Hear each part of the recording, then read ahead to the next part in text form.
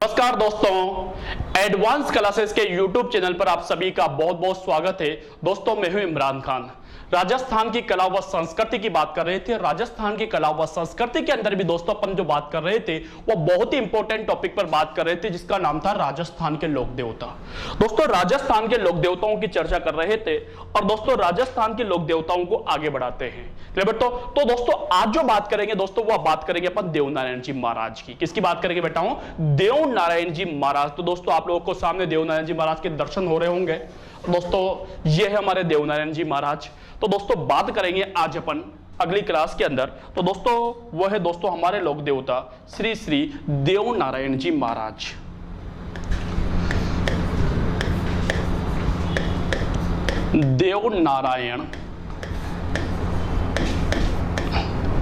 देवनारायण जी महाराज। तो दोस्तों आज जो चर्चा करेंगे दोस्तों वो किस पर करेंगे? अपन देवनारायण जी महाराज पर चर्चा करेंगे। क्लियर बेटा? चलिए दोस्तों अब बात कर लेते हैं देवनारायण जी महाराज की। तो दोस्तों हमारे जो देवनारायण जी महाराज है, सबसे पहले अपन इनके जन्म के बारे में बात करते हैं। तो इनका जो जन्म हुआ था दोस्तों ये आपके 1243 ईस्वी को हुआ था बेटा। कब हुआ था बेटा? 1243 ईस्वी के अंदर दोस्तों इनका क्या हुआ था? जन्म हुआ था भाई। लेकिन सर पता चल गया कि 1243 में जन्म हुआ था, लेकिन सर वह तिथि क्या थी? तिथि मतलब समझते हो ना बेटा? तिथि का मतलब होता है डेट ऑफ बर्थ। वह डेट क्या थी जब हमारे देवनारायण जी महाराज का जन्म हुआ था? तो दोस्तों सभी बच्चों याद रखना है आप लोगों को, माघ का तो महीना था और पक्ष था बेटा आपके शुक्ल पक्ष। माघ शुक्ल सप्तमी, माघ शुक्ल सप्तमी को दोस्तों इनका क्या हुआ था? जन्म हुआ था, जिसे आप लोग बोलते हो माई सातक। माई सातक के दिन दोस्तों इनका क्या हुआ था? जन्म हुआ था भाई।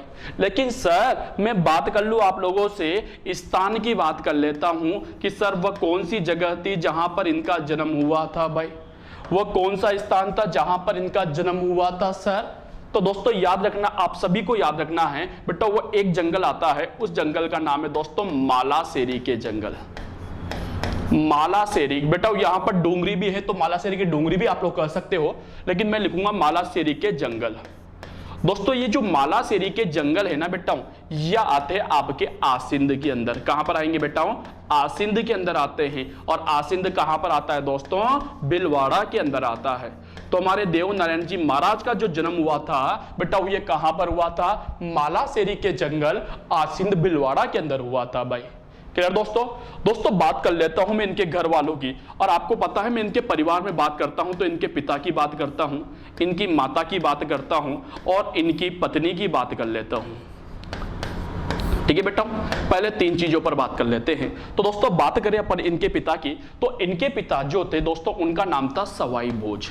देवनारायण जी महाराज के जो पापा थे बेटा उनका नाम क्या था? सवाई भोज जी नाम था भाई। लेकिन दोस्तों मैं माता की बात करूं, दोस्तों ध्यान दीजिएगा, इनकी माता की बात करूं तो इनकी माता का नाम था बेटा आपके सेडू कटानी। क्या नाम था दोस्तों? सेडू कटानी, जिसे आप लोग साडू कट माता भी बोलते हो, वो ये बेटा ये। ठीक है बेटा। और इनकी जो पत्नी थी बेटा, इनकी पत्नी का नाम था पीपल दे। पीपल दे, इनकी जो पत्नी थी ना बेटा उनका नाम क्या था बेटा? पीपल दे था भाई। लेकिन दोस्तों ध्यान दीजिएगा, जो पीपल दे थी ना बेटा इनकी पत्नी, ये आपके एक स्थान आता है धार। धार जो है दोस्तों ये आता है आपके एमपी के अंदर। तो धार एमपी के राजा, वहां के राजा थे बेटा, उनका नाम था जय सिंह। राजा जय सिंह की पुत्री।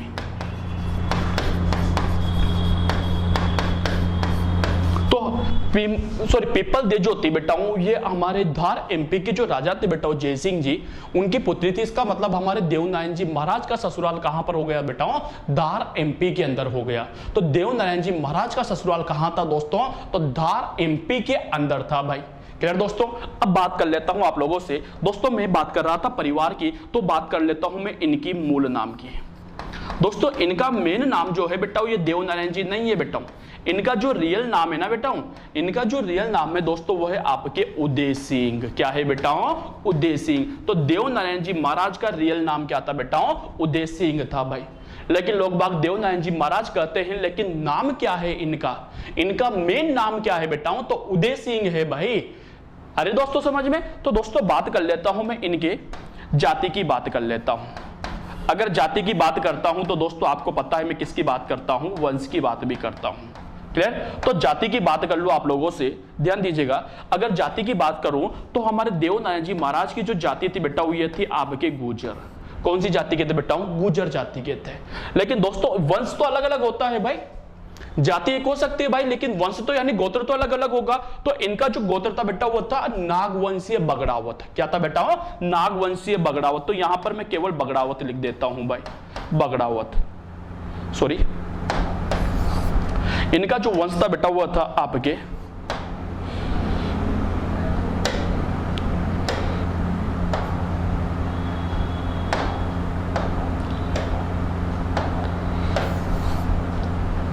चलिए, तो इनका जो वंश था दोस्तों वो क्या था आपका? बगड़ावत। इनका जो वंश था बेटा वो क्या था आपका? बगड़ावत वंश से बिलोंग करते थे। क्लियर दोस्तों?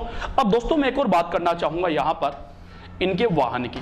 इनका वाहन भी कई बार पूछा जाता है, तो इनके वाहन की भी बात कर लूं तो इनका जो वाहन था दोस्तों एक घोड़ा था और उसका नाम था दोस्तों लीलगर। क्या था बेटा? लीलगर। लीलगर इनका क्या था दोस्तों? घोड़े का नाम था भाई। क्लियर दोस्तों? यहां तक ये हो गया बेटा परिवार के बारे में जानकारी। थोड़ा ऊपर ले लेता हूं मैं ताकि आपको आराम से दिख जाए नीचे तक। चलिए दोस्तों, तो देवनारायण जी महाराज वापस समझना। देवनारायण जी महाराज का जन्म की बात करें अपन, जन्म की बात करूं दोस्तों आप लोगों से मैं, तो इनका जन्म कब हुआ था बेटा? 1243 को हुआ था, माघ शुक्ल सप्तमी के दिन हुआ था। मालासेरी के जंगल आसीन बिलवाड़ा के अंदर हुआ था। पिताजी सवाई बोझ जी थे, माताजी सेडू कटानी जी थी, पत्नी पीपल दे थी, जो धार एमपी के राजा जयसिंह की पुत्री थी बेटा। इनका मूल नाम जो मिलता है वो उदय सिंह जी मिलता है। और दोस्तों इनकी जाति गुर्जर थी, जबकि वंश नागवंशीय बगड़ावत हुआ करते थे। और इनका वाहन जो था दोस्तों वो क्या था? लीलगर था। क्लियर दोस्तों? तो एक बार परिवार के बारे में आप स्क्रीनशॉट ले लीजिए ताकि आगे बढ़े भाई। चलिए दोस्तों, अब यहां पर मैं बात करता हूं दोस्तों आप लोगों से मूल नाम की। मूल नाम, मूल नाम या यूं कहें दोस्तों, मूल की जगह कहें अपन उपनाम। उपनाम किसके उपनाम दोस्तों? देवनारायण जी।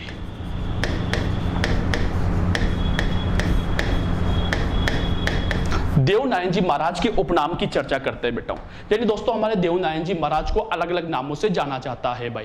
कौन कौन से नामों से भाई? सबके उपनाम बता रहा हूं मैं आप लोगों को। तो दोस्तों नंबर 1, ध्यान दीजिएगा दोस्तों, नंबर 1 पर बात करूं आप लोगों से मैं, ध्यान दीजिएगा। नंबर 1 पर बात की जाए तो दोस्तों इन्हें गुर्जरों के आराध्य या गुर्जर जाति के आराध्य देवता कहा जाता है।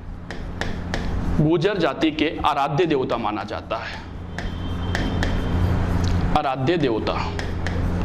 दोस्तों इन्हें गुर्जर जाति के आराध्य देवता माना जाता है। नंबर 2 पर बात करूं दोस्तों आप लोगों से, ध्यान दीजिएगा। तो नंबर 2 पर बात करूं तो दोस्तों इन्हें विष्णु का अवतार कहा जाता है बेटा। किसका अवतार बेटा? विष्णु का अवतार कहा जाता है। दोस्तों ध्यान दीजिएगा कि आपसे पूछा जाए कि कृष्ण का अवतार किसे कहा जाता है, कृष्ण का अवतार किसे कहा जाता है, तो याद रखना दोस्तों कृष्ण का अवतार जो है बाबा रामदेव जी को कहा जाता है। जबकि विष्णु का अवतार किसे कहा जाता है? देवनारायण जी को कहा जाता है। नंबर 3 दोस्तों इन्हें आयुर्वेद का ज्ञाता भी कहा जाता है। आयुर्वेद का ज्ञाता भी दोस्तों इन्हें कहा जाता है भाई। क्लियर बेटा? नंबर 4 दोस्तों इंपोर्टेंट है, मोस्ट करके लिखना दोस्तों इसे। दोस्तों इन्हें राजस्थान में, नंबर 4 पे दोस्तों राजस्थान में इन्हें राज्य क्रांति का जनक कहा जाता है। राज्य क्रांति का जनक कहा जाता है। तो अब आपसे एग्जामिनर पूछे कि राजस्थान के अंदर राज्य क्रांति का जनक किसे कहा जाता है, तो किसे कहा जाता है दोस्तों? वह देवनारायण जी महाराज को कहा जाता है। क्लियर दोस्तों? यहां तक एक बार स्क्रीनशॉट ले लीजिए। ये उपनाम हो गए बेटा आपके। गुर्जर जाति के आराध्य देवता कहा जाता है, विष्णु का अवतार कहा जाता है, आयुर्वेद का ज्ञाता कहा जाता है और राजस्थान में राज्य क्रांति का जनक कहा जाता है। क्लियर दोस्तों? अब बात कर लेता हूं मैं देवनारायण जी महाराज की। दोस्तों अपन जो बात कर रहे थे वो बात कर रहे थे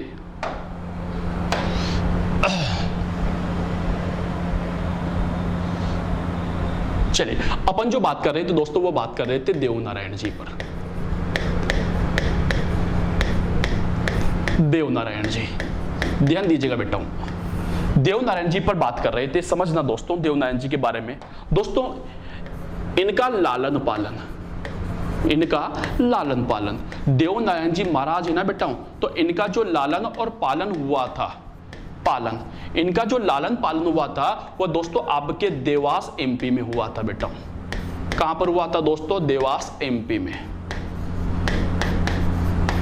हमारे देवनारायण जी महाराज का जो लालन पालन हुआ दोस्तों वो कहां पर हुआ? देवास एमपी के अंदर हुआ था भाई। अब बेटा क्या हुआ समझना, इनके जो पिताजी थे बेटा उनका नाम था सवाई भोज। सवाई भोज हो जो थे बेटा वो आपके 24 भाई थे भाई। कितने भाई थे बेटा? 24 भाई। इसलिए दोस्तों उन्हें कहा जाता है 24 बगड़ावत। क्या कहा जाता है बेटा? 24 बगड़ावत कहा जाता है। तो एक बार क्या हुआ कि उन्होंने एक बिनाई अजमेर का एक शासक था, बिनाई जो है अजमेर के अंदर आता है। बिनाई अजमेर का एक शासक था और उसका नाम था बेटा दुर्जन साल। क्या नाम था दोस्तों? दुर्जन साल। कहां करा जाता बेटा? ये बिनाई अजमेर का। तो हमारे देवनारायण जी महाराज के पापा और जो चाचा थे बेटा 24 थे बेटा टोटल मिलाकर के वो। तो इस दुर्जन साल ने क्या किया बेटा? इन सभी को मार दिया भाई। युद्ध हुआ भाई और युद्ध के अंदर दुर्जन साल ने सभी को मार दिया भाई। जब ये पैदा भी नहीं हुए थे बेटा, जब की बात कर रहा हूं मैं, जब ये बड़े हुए, देवनारायण जी महाराज बड़े हुए, जन्म हो गया बेटा मालासेरी के जंगल के अंदर, और जब ये बड़े हुए ना बेटा तो इनको पता चला इनकी मां के द्वारा, सेठू खटानी जी के द्वारा, कि मेरे परिवार को जो है वह दुर्जन साल ने मारा है। तो दोस्तों इन्होंने क्या किया कि उस दुर्जन साल को मारकर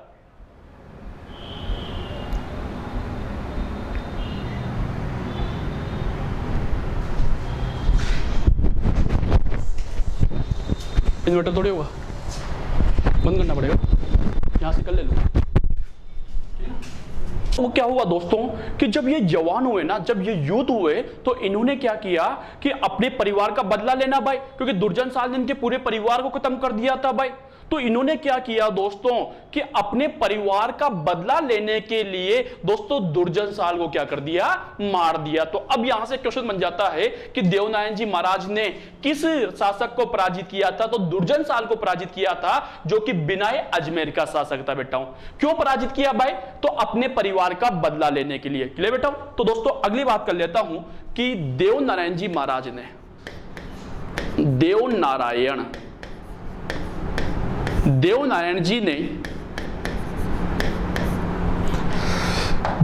जी ने बिनाई अजमेर के शासक, बिनाई अजमेर, बिनाई कहां पर आता है बेटा?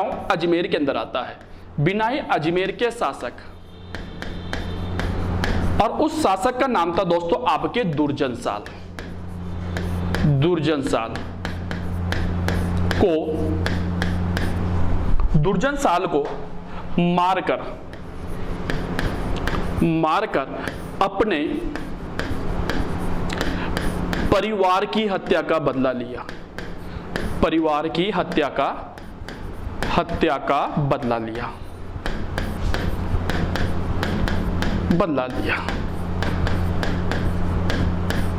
आगे बेटा हूं समझ में। तो इन्होंने दोस्तों दुर्जन साल को पराजित कर दिया था, उसको मार करके अपने परिवार की क्या ले लिया? हत्या का बदला ले लिया भाई इस दुर्जन साल से। क्लियर दोस्तों? अब दोस्तों क्या हुआ कि हमारे जो देवनारायण जी महाराज हैं, इनके बारे में दो मान्यता है। पहली मान्यता क्या कहती है कि इनका जन्म माघ शुक्ल सप्तमी को, भी बताया मैंने आप लोगों को कि इनका जन्म जो है वो माघ शुक्ल सप्तमी के दिन, माघ शुक्ल सप्तमी के दिन मालासेरी के जंगल के अंदर हुआ था। लेकिन दोस्तों गुर्जर जाति के लोग यूं कहते हैं कि सर हमारे देवनारायण जी महाराज का तो जन्म ही नहीं हुआ, सर हमारे देवनारायण जी महाराज का तो जन्म ही नहीं हुआ था, ये तो कमल के फूल में से अवतरित हुए थे सर, इन्होंने तो कमल के फूल में से अवतार लिया था। और जिस दिन अवतार लिया था दोस्तों वह डेट थी आपके भाद्र शुक्ल सप्तमी। तो दोस्तों ध्यान दीजिएगा। अब एक मिनट यहां पर समझना कि ऐसा कहा जाता है, गुर्जर जाति के लोगों के द्वारा ऐसा कहा जाता है, ऐसा कहा जाता है कि क्या कहा जाता है बेटा? कि देवनारायण जी का जन्म नहीं हुआ था, जन्म नहीं हुआ। ऐसा कहा जाता है कि बेटाओं देवनारायण जी का जन्म नहीं हुआ, बल्कि यह तो कमल के फूल में से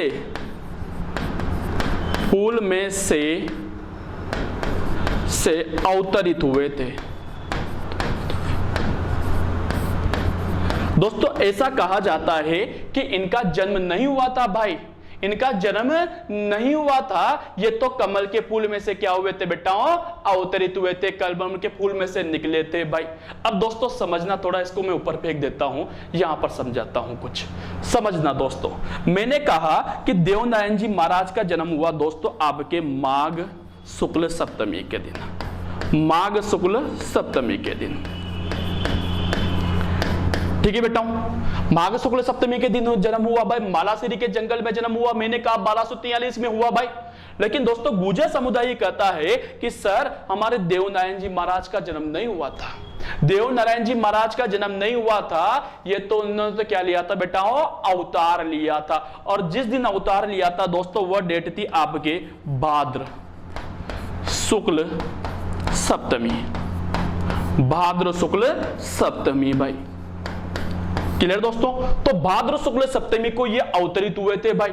इसका मतलब ये हो गया भाई कि देवनारायण जी महाराज का जन्म 2 बार हो गया भाई।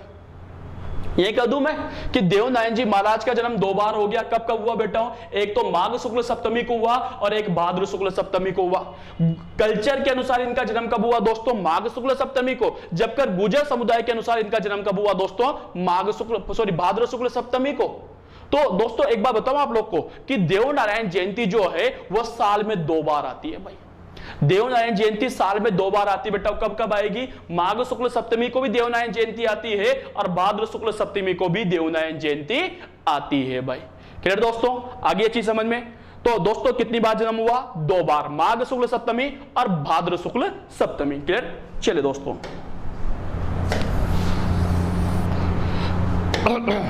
अब आ जाए वापस उस पे।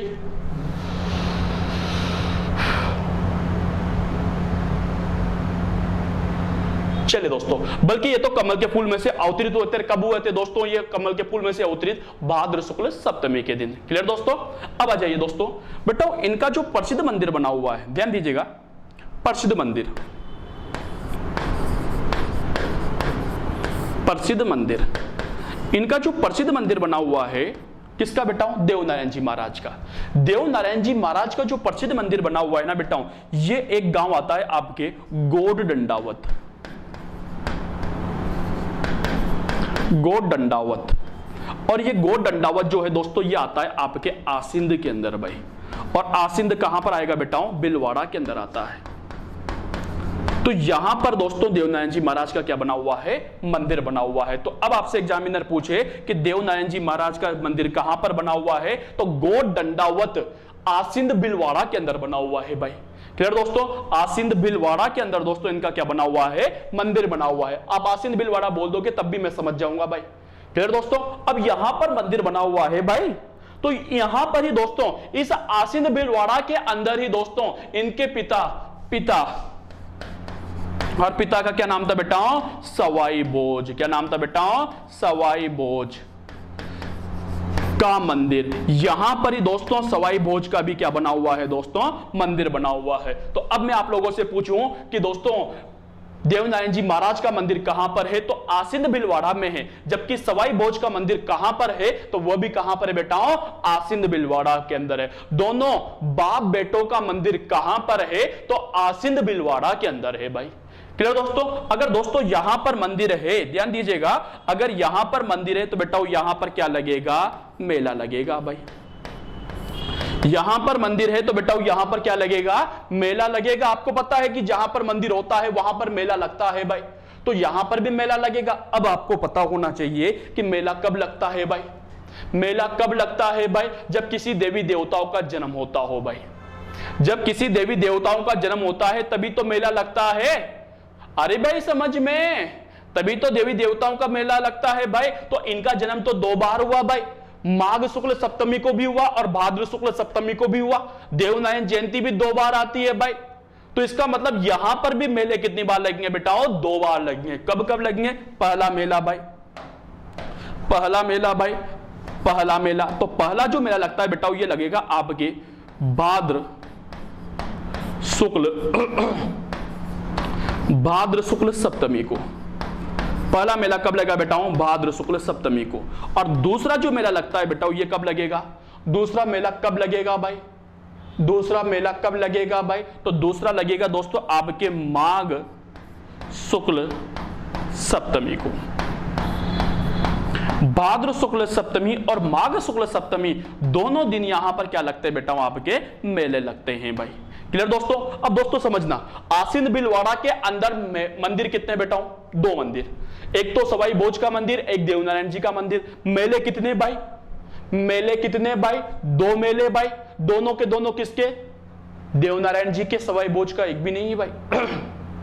पापा का एक भी नहीं है, बेटा के 2-2। तो पापा ने कहा बेटा से कि बेटा कहो पापा जी का देगा, आपका तो 2-2 लाग रहा चाहिए यार, मेरा तो एक ही नहीं है, एक मेरे को दे दे। तो बेटा वो बेटा जो था वो आज्ञाकारी पुत्र थे भाई। तो उन्होंने क्या किया? देवनारायण जी महाराज ने एक मेला उन्हें दे दिया भाई, पापा को दे दिया। तो ये जो भाद्र शुक्ल सप्तमी वाला मेला है ये देवनारायण जी महाराज ने किसे दे दिया बेटाओं? किसे दे दिया? किसे दे दिया? सवाई भोज को। तो ये भाद्र, इंपॉर्टेंट क्वेश्चन है भाई, ये भाद्र शुक्ल सप्तमी वाला जो मेला है ये क्या कहलाता है दोस्तों? आपके सवाई भोज का मेला कहलाता है।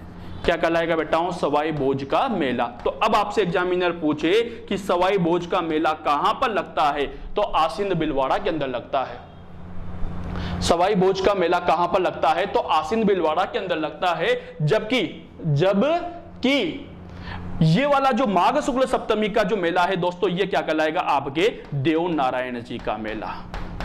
देव नारायण जी का मेला। तो देवनारायण जी का मेला भी कहां पर लगता है बेटाओं? आसीन बिलवाड़ा के अंदर। तो भाद्र शुक्ल सप्तमी वाला मेला जो है वह तो सवाई भोज का मेला माना जाएगा। और दोस्तों माघ शुक्ल सप्तमी वाला जो मेला है, माघ शुक्ल सप्तमी वाला जो मेला है वह दोस्तों किसका मेला माना जाएगा? देव नारायण जी का मेला माना जाएगा भाई। क्लियर दोस्तों? यहां तक आ गई ये चीज समझ में? स्क्रीनशॉट लेना चाहो तो ले लीजिए बेटाओं, फिर आगे बढ़ता हूं, अभी बहुत सारा बताना बाकी है।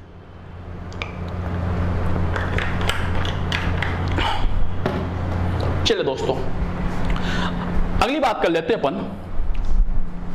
दोस्तों अपन जो बात कर रहे हैं वो बात कर रहे हैं देवनारायण जी पर।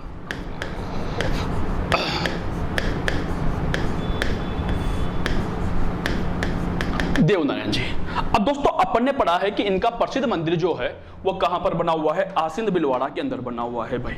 इनका प्रसिद्ध मंदिर कहां पर बना हुआ है? आसीन बिलवाड़ा के अंदर बना हुआ है। और दोस्तों ये भी अपन ने पढ़ा है कि यहां पर मेला भी लगता है, एक लगता है माघ शुक्ल सप्तमी को, एक लगता है भाद्र शुक्ल सप्तमी को। लेकिन दोस्तों इनके जो पूजा की जाती है ना, देव नारायण जी की जो पूजा की जाती है बेटा वो नीम के पत्तों से की जाती है भाई। कैसे की जाती है बेटाओं? पत्तों से। नीम के जो पत्ते होते हैं ना बेटा उनसे इनकी पूजा की जाती है भाई।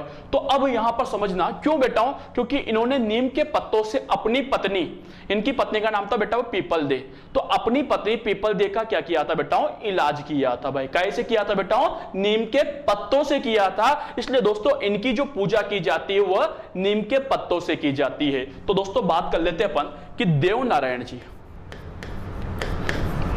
देव नारायण जी ने, देव नारायण जी ने नीम के पत्तों से, नीम के पत्तों से अपनी पत्नी का इलाज किया। पत्नी का नाम भी लिखिए। अपनी पत्नी क्या नाम था बेटाओं? People they. पीपल दे का इलाज किया। इलाज किया।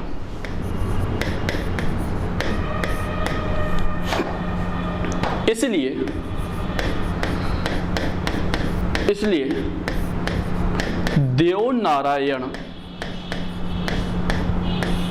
जी की पूजा, इसलिए देव नारायण जी की पूजा कैसे की जाएगी बेटा? आपके नीम के पत्तों से, नीम के पत्तों से की जाती है, पत्तों से की जाती है।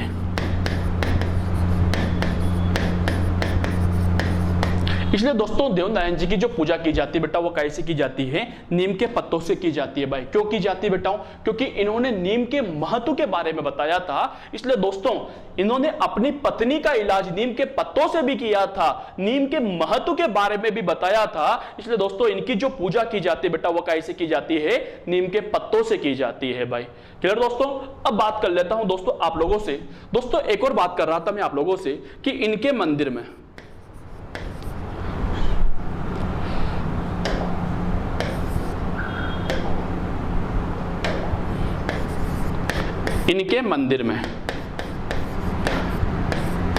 प्रतीक के रूप में बड़ी ईंट की पूजा की जाती है, बड़ी ईंट की पूजा की जाती है। दोस्तों इनके मंदिर के अंदर जो पूजा की जाती है बेटा वो काहे की जाती है, बड़ी ईंट की पूजा की जाती है। एक ईंट होती है वो दोस्तों मूर्ति के पास एक ईंट रखी होती है, दोस्तों उसी ईंट की इनके अंदर क्या की जाती है बेटा, पूजा। तो आपसे एग्जामिनर यो पूछे कि दोस्तों बाबा रामदेव जी के प्रतीक के रूप में किसकी पूजा की जाती है, तो एक बड़ी ईंट की, क्या है कि बेटा बड़ी ईंट की। और दोस्तों ध्यान देना बाबा रामदेव जी के प्रतीक के रूप में किसकी पूजा की जाएगी, तो पगलियों की पूजा की जाती है भाई, उनकी पगलियों की पूजा की जाती है, जबकि देवनारायण जी के प्रतीक के रूप में बड़ी ईंट की पूजा की जाती है भाई। क्लियर दोस्तों। दोस्तों अब मैं फड़ पर आ जाता हूं आप लोगों को, फड़ में आप लोगों को समझा चुका भाई, तो बात कर लेते हैं देवनारायण जी की फड़ का वाचन। फड़ समझा चुका दोस्तों मैं आप लोगों को, तो देवनारायण जी की फड़ का वाचन।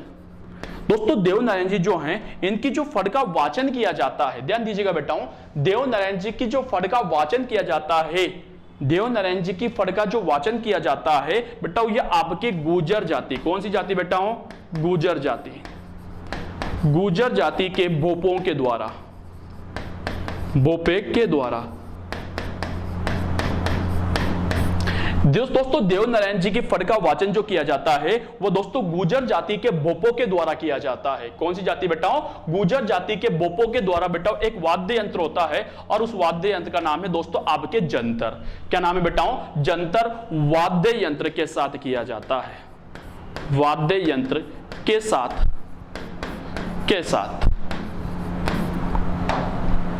किया जाता है। तो अब आपसे यहां से पूछेगा भाई, इंपोर्टेंट क्वेश्चन बनता है बेटा ये वाला, आपसे एग्जामिनर पूछेगा कि देवनारायण जी की फड़ का वाचन कौन सी जाति के द्वारा किया जाता है, तो आपका आंसर क्या होगा बेटाओं कि गुर्जर जाति के द्वारा।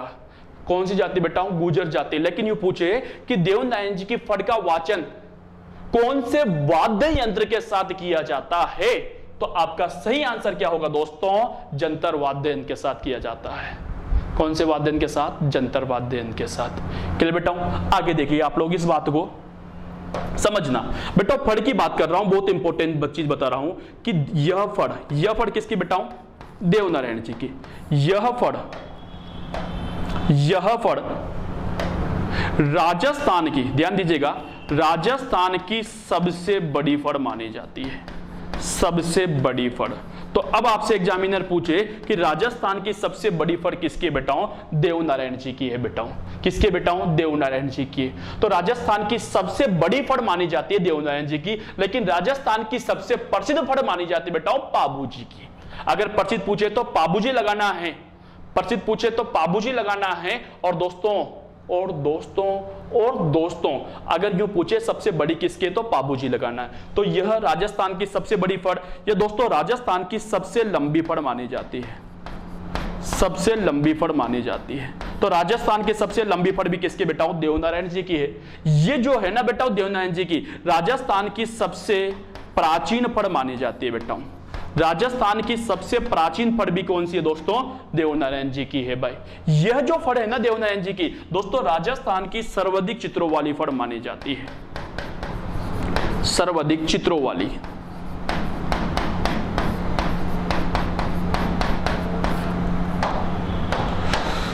चित्रों वाली फड़ मानी जाती है।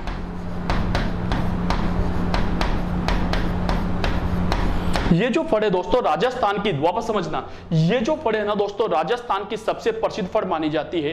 ये जो फड़ है दोस्तों राजस्थान की सबसे, ध्यान देना, यह फड़ राजस्थान की प्रसिद्ध तो नहीं है बेटा, प्रसिद्ध आपके पाबू जी की है। ध्यान देना, प्रसिद्ध तो पाबू जी की बेटा, लेकिन लंबी पूछे, ऊंची पूछे, चौड़ी पूछे, बड़ी पूछे, प्राचीन पूछे या सबसे ज्यादा चित्रों वाली पूछे तो क्या लगाना है, देवनारायण जी महाराज लगाना है। तो यह फड़ जो है देवनारायण जी महाराज की सबसे लंबी फड़ है, सबसे चौड़ी फड़ है, सबसे ज्यादा प्राचीन फड़ है और सबसे ज्यादा चित्रों वाली फड़ भी यह मानी जाती है। क्लियर दोस्तों, यहां तक आगे बात कर लेते हैं। समझना दोस्तों, आगे बात करता हूं दोस्तों आप लोगों से। बेटा एक नोट की बात करूंगा आप लोगों से, समझना दोस्तों। बात कर रहा हूं मैं आप लोगों से 2 सितंबर की। 2 सितंबर था और साल था बेटा 1992। तो 2 सितंबर 1992 को देवनारायण जी की फड़ पर, देवनारायण जी की फड़ पर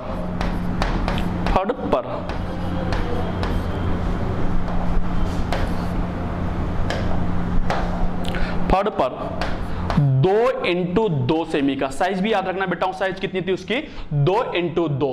तो 2x2 सेमी का 5 रुपए का, कितने रुपए का बेटा, 5 रुपए का, 5 रुपए का डाक टिकट जारी किया, डाक टिकट जारी हुआ, जारी किया।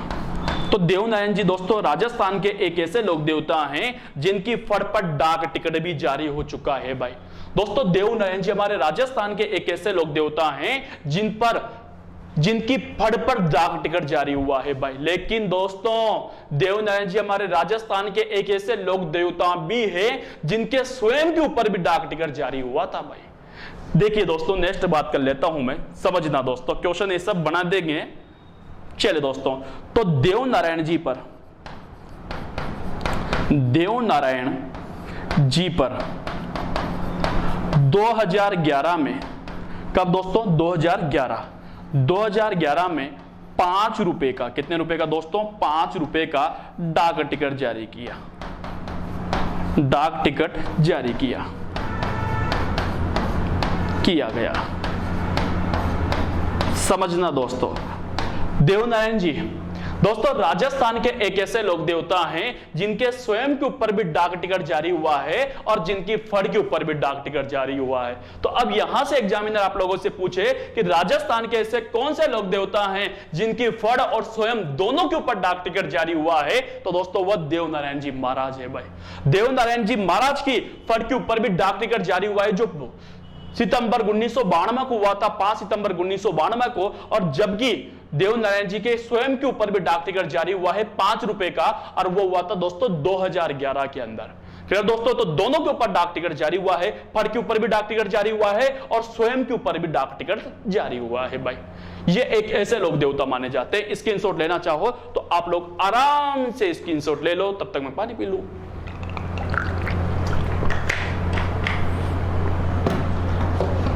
हो गया। चलिए दोस्तों अब बात कर लेते हैं दोस्तों, अपन जो बात कर रहे थे वो देवनारायण जी की बात कर रहे थे। देवनारायण जी के अन्य मंदिर, भाई देवनारायण जी का जो प्रसिद्ध मंदिर है बेटा वह तो आसिंद बिलवाड़ा के अंदर बना हुआ है भाई, गोडंडावत में बना हुआ है अन्य प्रसिद्ध मंदिर। लेकिन इसके अलावा और भी तो होंगे भाई, वह कहां पर है भाई। देखिए पहला मंदिर है दोस्तों आपके देवधाम, देवधाम जोधपुरिया।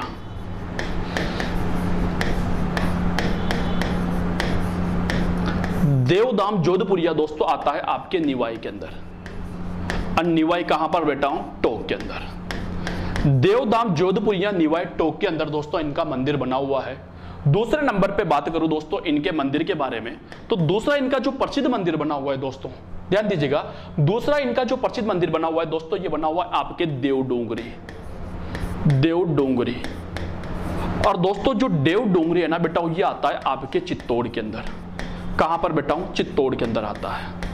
ऐसा कहा जाता है कि दोस्तों इस मंदिर का जो निर्माण करवाया था, देवडोंगरी चित्तौड़ की बात कर रहा हूं, इसका जो निर्माण करवाया था दोस्तों ये आपके महाराणा सांगा के द्वारा करवाया गया था बेटा। इसका जो निर्माण करवाया बेटा ये किसने करवाया, महाराणा सांगा के द्वारा दोस्तों इसका निर्माण करवाया गया था। क्लियर दोस्तों। अगली बात कर देता हूं आप लोगों से नंबर 3। तीसरा इनका जो प्रसिद्ध मंदिर बना हुआ है दोस्तों, वो बना हुआ आपके देवमाली के अंदर, और देवमाली दोस्तों आता है आपके अजमेर के अंदर। देवमाली कहां पर आता है बेटा? अजमेर के अंदर आता है दोस्तों। ऐसा कहा जाता है कि यहां पर देव नारायण जी की क्या हुई थी दोस्तों, यहां देव जी की, देव जी मतलब समझ गए ना, देव नारायण जी, देव जी की मृत्यु हुई। यहां पर देव नारायण जी क्या हो गई थी बेटा? मृत्यु हो गई भाई। तो देव नारायण जी ने अपनी जो देह त्यागी थी बेटा, वो कहां पर त्यागी थी? देवमाली अजमेर के अंदर त्यागी थी। तो दोस्तों वहां पर ध्यान देना दोस्तों, आसिंद बिलवाड़ा के अंदर राजस्थान में 3 जगह और इनके प्रसिद्ध मंदिर है। देवदाम जोधपुर या निवाई टोक के अंदर है, देवडुंगरी चित्तौड़ में है, और देवमाली अजमेर के अंदर है भाई। क्लियर दोस्तों? तो ये थे दोस्तों हमारे एक और लोक देवता जिनके बारे में बात कर रहे थे, वो थे दोस्तों देवनारायण जी महाराज।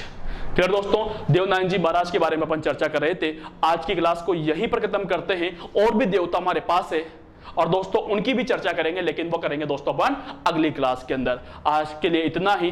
थैंक यू, शुक्रिया, धन्यवाद। और जिस भी भाई ने अभी तक हमारे चैनल को सब्सक्राइब नहीं किया है तो हमारे चैनल को सब्सक्राइब कीजिए, और दोस्तों अपने प्यारे प्यारे दोस्तों के साथ इसे शेयर कीजिए। सब्सक्राइब करने के बाद दोस्तों बेल आइकन का बटन दबाना, घंटी का बटन दबाना ना भूले दोस्तों, ताकि आपको इंफॉर्मेशन समय समय पर मिलता रहे। फिर दोस्तों आज की क्लास को यहीं पर विराम देते हैं। थैंक यू, शुक्रिया, धन्यवाद दोस्तों। All the best.